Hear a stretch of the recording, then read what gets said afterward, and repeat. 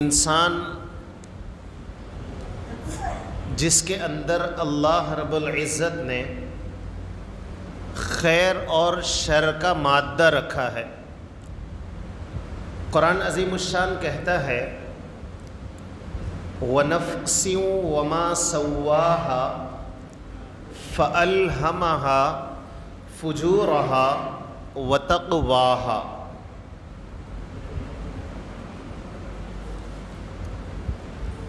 اللہ تعالیٰ نے انسان کے اندر خیر اور شر دونوں مادے رکھے ہیں۔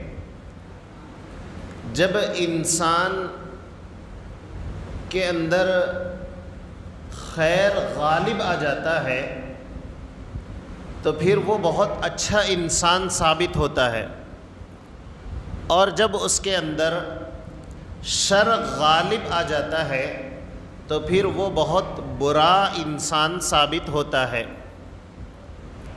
باقی ہر انسان کے اندر خیر اور شر، بھلائی اور برائی دونوں اللہ نے رکھی۔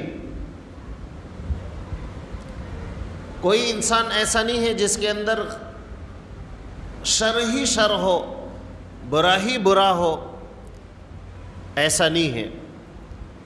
ہاں، اللہ نے فرشتوں کو ایسا بنایا کہ ان کے اندر خیر ہی خیر ہے، شر کا کوئی مادہ نہیں، اور اللہ نے شیطان کو بنایا کہ اس کے اندر شر ہی شر ہے، خیر نہیں۔ انسان اللہ نے اس کے اندر شر بھی رکھا، خیر بھی رکھا۔ وَنَفْسٍ وَمَا سَوَّاهَا فَأَلْهَمَهَا فُجُورَهَا وَتَقْوَاهَا۔ فجور اور تقوی، خیر اور شر اللہ نے انسان کے اندر رکھا ہے۔ اب انسان ہے کہ محنت کرتا ہے، کوشش کرتا ہے، خیر کو غالب رکھتا ہے تو وہ بہترین انسان ثابت ہوتا ہے۔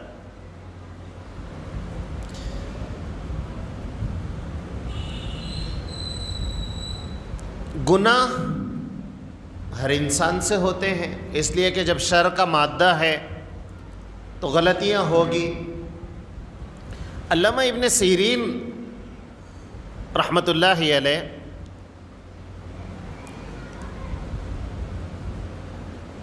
اللہ سے مغفرت کے 10 اسباب انہوں نے نقل کیے کہ 10 ایسے طریقے ہیں، ایسے اسباب ہیں جن کو جن کو اختیار کر کے انسان اپنے آپ کو پاک اور صاف کر سکتا ہے۔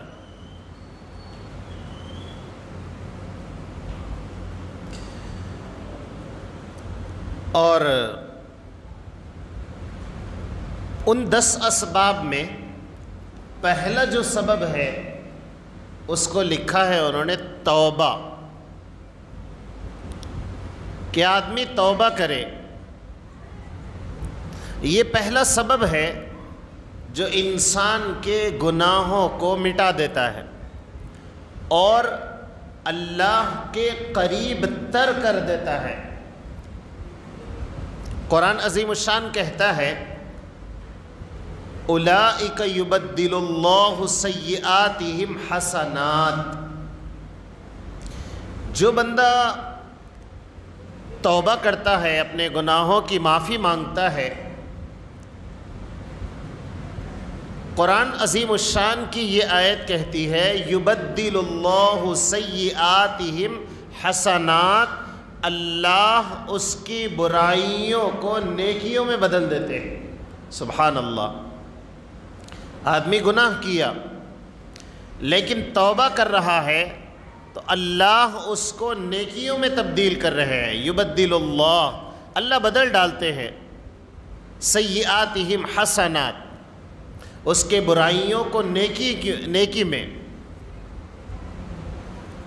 گویا اس آیت سے سمجھ میں آیا کہ توبہ یہ صفائی کا آلہ ہے۔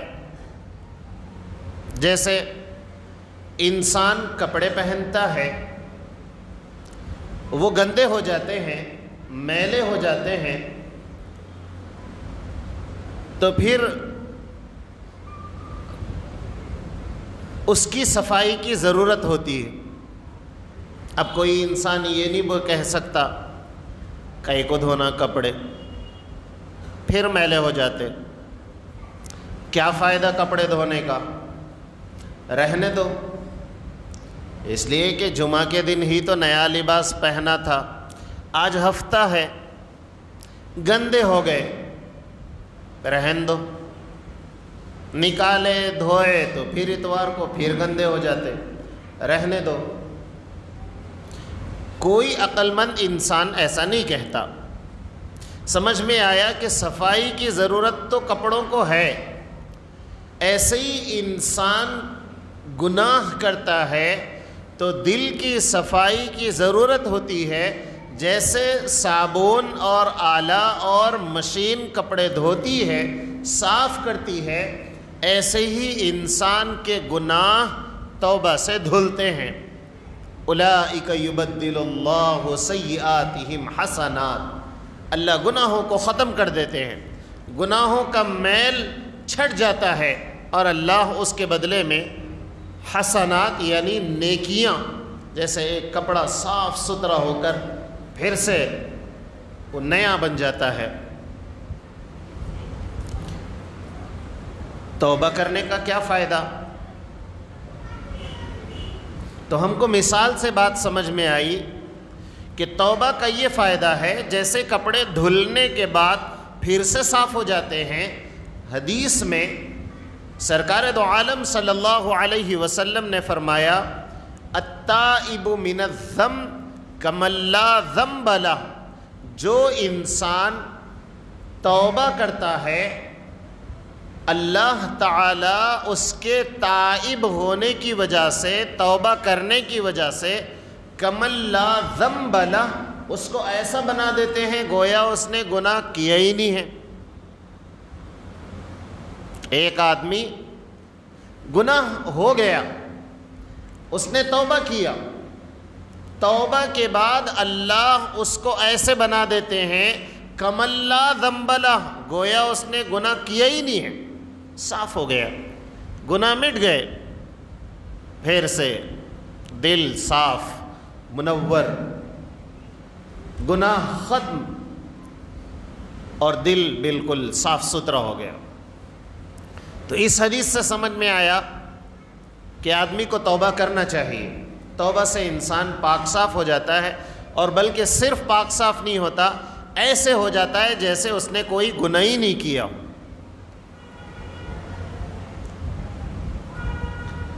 اور قرآن عظیم الشان کہتا ہے، توبوا الی اللہ جمیعا ایھا المؤمنون لعلکم تفلحون۔ توبوا الی اللہ، قرآن عظیم الشان کے الفاظ ہیں کہ اللہ سے توبہ کرو، چونکہ انسان ہے، غلطی تو ہوگی۔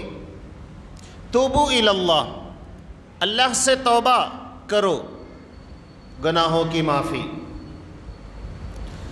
ایھا المؤمنون لعلکم تفلحون، تو کیا ہوگا؟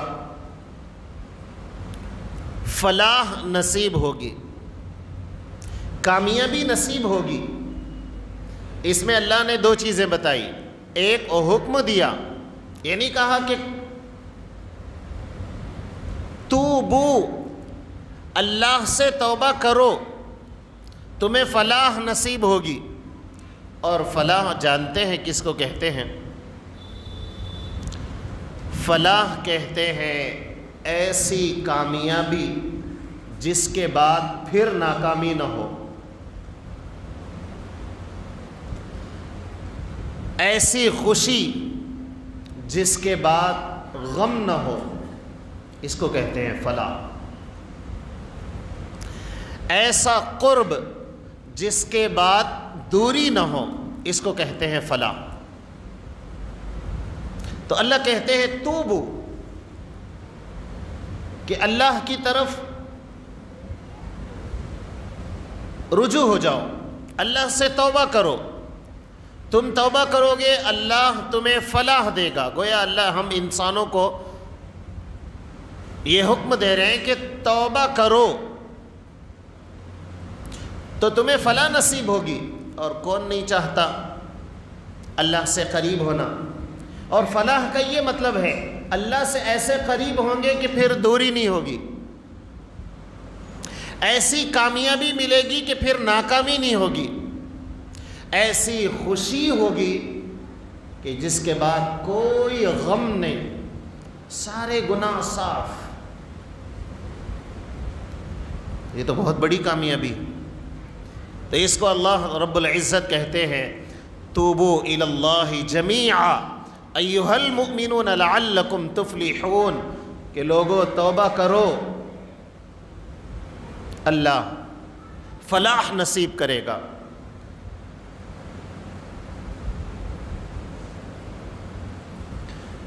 ایک ذہن میں سوال آتا ہے، میں توبہ کئے کو کروں، کیوں کروں توبہ؟ تو میں نے کہا صرف خیر ہی خیر یہ فرشتوں کے اندر ہے، انسان نہیں، اور شر ہی شر، برا ہی برا، ایسا دنیا میں کوئی انسان نہیں، وہ تو شیطان رہتا۔ ہاں انسان کے اندر شر اور خیر دونوں رہتے، باقی کچھ انسان ایسے رہتے ہیں جو شر پر ہی محنت کرتے ہیں تو وہ بہت برے ہو جاتے ہیں، اور کچھ ایسے ہوتے ہیں جو اچھائی کی طرف اپنے آپ کو لے جاتے ہیں تو لوگوں کی نظروں میں اللہ ان کو اٹھاتے ہیں، اللہ ان کے دلوں میں ان کی محبت ساری دنیا کے روئے زمین کے انسانوں میں، مخلوقات میں ڈالتے ہیں۔ تو انسان ہے۔ ذہن میں آتا میں توبہ کیوں کروں؟ انسان ہے، پتہ نہیں میرے سے کس کو غلطی، کس کو سزا مل گئی، میری وجہ سے کس کو تکلیف ہو گئی، ہو سکتا تھا میں جہاں بیٹھ رہا ہوں وہاں مجھے نہیں بیٹھنا چاہیے تھا، میں جیسا گزر رہا ہوں ہو سکتا ہے ویسا مجھے گزرنا نہیں چاہیے تھا، میں جو کام جیسا کر رہا ہوں ہو سکتا ہے ویسا نہیں کرنا چاہیے تھا، تو پتہ نہیں انجانے میں مجھ سے کتنی غلطیاں ہو گئی، جان بوجھ کے تو چھوڑو، پڑوسیوں کے ساتھ میرا کیا سلوک ہونا چاہیے، میں تو اچھا کر رہا ہوں لیکن جیسا میں کر رہا ہوں ہو سکتا ہے وہ مناسب نہ ہو، تکلیف ہو گئی۔ تو انسان ہے، غلطی تو ہوتے رہتی ہے، اس لیے بھی توبہ کرنا ضروری ہے۔ توبہ کہتے کس کو ہیں؟ یہ تو ٹھیک ہے کہ توبہ کریں، توبہ کہتے کس کو ہیں؟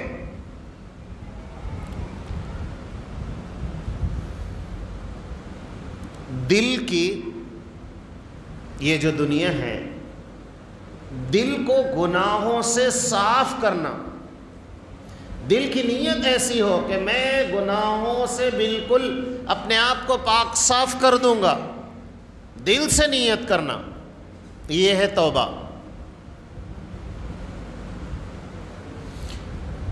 خالی زبان سے بول رہا تو اس کو توبہ نہیں بولتا، خالی ہاتھ سے بولتا ہے اس کو توبہ نہیں کہتے، دل کی گہرائیوں سے، دل کی سچائی ہو کہ میں اللہ سے اپنے گناہوں کی معافی چاہتا ہوں، دل کی سچائی ہے۔ تو دل کی سچائی کے ساتھ اگر گناہوں کی معافی کا ارادہ کرتا ہے تو یہ ہے توبہ۔ علماء نے استغفار کے لیے لکھا کہ پچھلے گناہوں پر ندامت، اور توبہ کے لیے علماء نے لکھا کہ دل کی دنیا صاف کرے، دل میں پاک صاف نیت کرے، گناہ کے نہ کرنے کا عزم مصمم کرے، یہ ہے توبہ، پھر قبول ہو جاتی ہے توبہ۔ اللہ تعالیٰ ایسا جب دل کی گہرائیوں سے یہ ارادے کرتا ہے، نیتیں کرتا ہے، تو اللہ تعالیٰ اس کے توبہ کو قبول فرما لیتے ہیں۔ اس میں کیا محنت لگی؟ پتھر اٹھائے، مشقت کی چیز ہوئی، میرا دل ہے، میرے اللہ کو بتانا ہے، میرے گناہوں کو صاف کرنا ہے، مجھے اللہ کے قریب ہونا ہے، میری دل کی دنیا کو صاف پاک صاف بنانا ہے، تو یہ تو تعلق اللہ سے ہے، اور اللہ سے بندے کا تعلق تو گہرا ہوتا ہے۔ تو اس لیے دل کی گہرائیوں کے ساتھ مضبوط ارادے کرنا کہ اللہ اب گناہ نہیں کروں گا، میرے دل کو صاف کر دیجئے، تو پھر اللہ تعالی توبہ کو قبول فرماتے ہیں، سارے گناہ ختم ہو جاتے ہیں۔ بالکل ایسے ہی جیسے کہ میں نے کہا کہ کپڑے گندے ہونے کے بعد صابن سے صاف ہو جاتے ہیں۔ بعض مرتبہ یہ آتا ہے آج ایسا ماحول بن گیا بچنا مشکل ہے، تو اکابر نے ایک مثال دی، ایک آدمی کی چاہت ہے کہ اسے مٹھائی کھانا ہے اور 100 پیس رکھے ہوئے ہیں مٹھائی کے، لیکن لانے والے نے یہ کہا کہ میں نے 99 جب پیس بنائے ہیں، لڈو بنائے ہیں تو وہ تو اچھے تھے، لیکن آخری جو لڈو بن رہا تھا یا وہ مٹھائی کا پیس بن رہا تھا تو اس میں زہر مل گیا۔ اب میں اس کو بازو رکھا، لیکن پتہ نہیں کس نے ملا دیا، پھر 100 ہو گئے۔ تو یہ پورے اچھے ہیں، لیکن اس میں ایک زہر کا ہے، اور زہر بڑا خطرناک ہے، میں تو چکھ نہیں سکتا، اس لیے کہ جس کی زبان پہ لگے گا وہ مر جائے گا، چانس ہی نہیں ہے بچنے کا۔ اب کون عقل مند ہوتا وہ یہ بولے چلو مٹھائی کھا لیں گے، ایک میں زہر ہے نا، باقی کے تو اچھے ہیں، لیکن سب یہی بولتے وہ باقی کے اچھے ہیں، نہیں معلوم اپن کس کو کھاتے وہ کیا گارنٹی ہے، آدمی بچ جاتا۔ تو گناہ سے بچنے کے لیے علماء نے یہی کہا کہ تقوی اختیار کرنا ایسا ہی ہے جیسے جان کو بچانا ہے، یہ بھی انسان کے ایمان کو ہلاک کر دیتا ہے۔ اور دوسرا جو سبب بیان کیا وہ ہے استغفار۔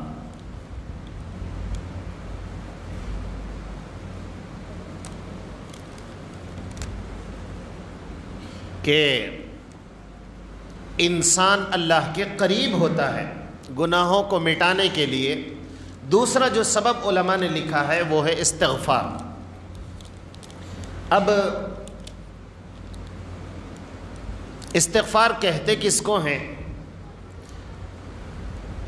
گناہوں پر نادم ہونا۔ ہر آدمی اے اللہ جیسے میں نے باپ کا حق ادا کرنا چاہیے یقیناً میں نہیں کر پا رہا ہوں میری کمزوری کی وجہ سے، میرے ماں کے جو حقوق ہے پیارے اللہ میں نہیں کر پا رہا ہوں، میں جیسے نیکیاں کرنا چاہیے نہیں کر پا رہا ہوں، میرے سے گناہ ہو رہے ہیں میں بچ نہیں پا رہا ہوں۔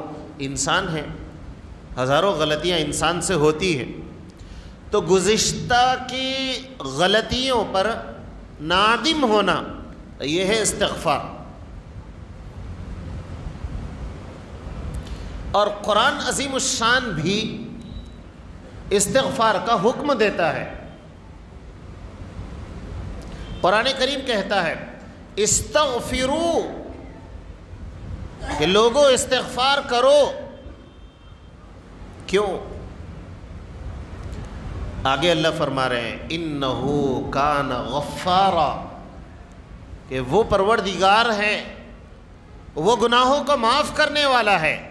ایک ہوتا کہ میں کسی جگہ پر جاؤں اور امید نہیں ہے فائدہ ہوتا نہیں ہوتا اور جا کے زبردستی محنت کروں اور امید پہ محنت کروں، یہاں ویسا نہیں ہے۔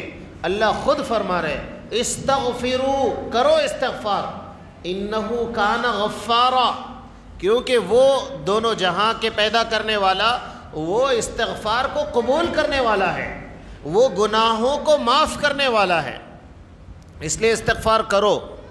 اب رمضان المبارک بھی بالکل چند دن بچے ہوئے ہیں، تو استقبال رمضان کے لیے ہمیں کیا کرنا چاہیے؟ اس میں یہ ہے کہ رمضان کا استقبال دل کی دنیا کو صاف کرنا ہے، یہ ہے رمضان کا استقبال۔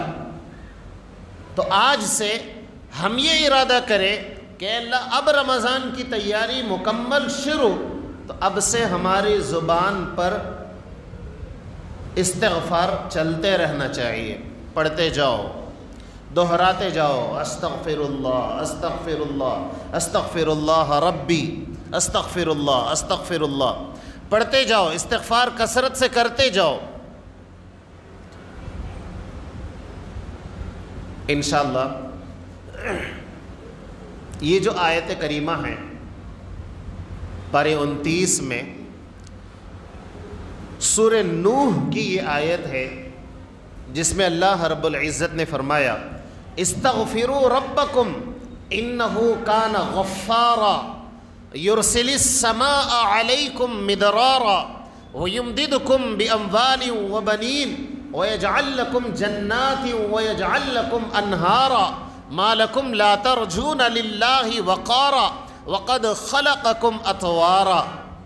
یہ آیتیں اتنی بہترین آیت ہے، آئندہ جمعہ انشاءاللہ اس کی تشریح ہوگی، لیکن اگر آپ صرف ان آیتوں کو محبت کے ساتھ پڑھ لیں، میں نہیں سمجھتا کہ انسان کا کوئی مسئلہ ہے اس کا حل اس میں نہیں ہے۔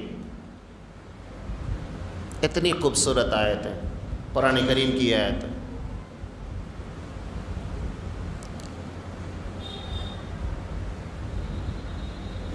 میں بتاتا لیکن وقت تنگ ہو گیا، چونکہ سنتیں بھی پڑھنا ہے اپنی، آئندہ انشاءاللہ سنیں گے، لیکن آپ اپنی طرف سے بھی اگر موقع رہا تو آپ پڑھیں۔ پارے 29 کے اندر سورہ نوح جہاں آدھا پارہ ہوتا ہے، اس سورت میں یہ آیتیں ہیں، استغفر فقلت استغفروا ربکم انہ کان غفارا۔ ہماری ہر پریشانی کا حل ہے ان 5 آیتوں میں۔ اگر محبت کے ساتھ ان 5 آیتوں کو پڑھے تو شاید ہی کوئی اور ضرورت پڑے۔ علماء نے لکھا اتنی اس میں وضاحت ہے کہ صاف صاف جملوں میں اللہ نے فرما دیا کیا ہونا، اولاد ہونا یہ 4 آیتیں پڑھو، کیا ہونا بزنس نہیں چل رہا یہ 4 آیتیں پڑھو، کیا ہونا ہے آم کا موسم آ گیا ملے لے لیے پھول صحیح نہیں لگ رہا یہ 4 آیتوں میں آ جاؤ، باغ نفع نہیں دے رہا یہ 4 آیتوں میں آ جاؤ، گھر پریشانی ان 4 آیتوں 5 آیتوں میں آ جاؤ، بارش نہیں ہو رہی ان 5 آیتوں میں آ جاؤ، دکان کا مسئلہ ہے ان 5 آیتوں میں آ جاؤ، گھر گڑبڑ عملیات کا مسئلہ ہے آ جاؤ، شیاطین کا مسئلہ آ جاؤ، اولاد پیدا نہیں ہو رہی آ جاؤ، تو بنین، باغ لگائے ہو آ جاؤ، کھیت لگائے اناج نہیں ہو رہا آ جاؤ ان 5 آیتوں میں۔ ان 5-6 آیتوں کو اگر محبت سے پڑھے تو میں نہیں سمجھتا، اور ایسا نہیں کہ آپ یہ بولیں گے مولانا آپ کیسا بولے، اس لیے میں پہلے بول رہا ہوں نہیں، آئندہ جمعہ بولتا ہوں، آپ کو اگر محبت ہے اور ضرورت واقعتاً یہ تو سارے کی ضرورت ہے، آپ خود پڑھ لو اپنی زبان سے، اور کسی عالم دین کی تشریح کسی اور آدمی کی نہیں، ڈائریکٹ اللہ کی زبان پڑھ لو۔ فَقُلْتُ اسْتَغْفِرُوا رَبَّكُمْ آیتیں پڑھ کر سنا رہا ہوں، صاف صاف ترجمہ پڑھ لو، تشریح بھی نہیں پڑھے تو چلتا۔ إِنَّهُ كَانَ غَفَّارًا يُرْسِلِ السَّمَاءَ بارش وَيُمْدِدْكُمْ بِأَمْوَالٍ پیسہ باغات وَبَنِينَ اولاد وَيَجْعَلْ لَكُمْ أَنْهَارًا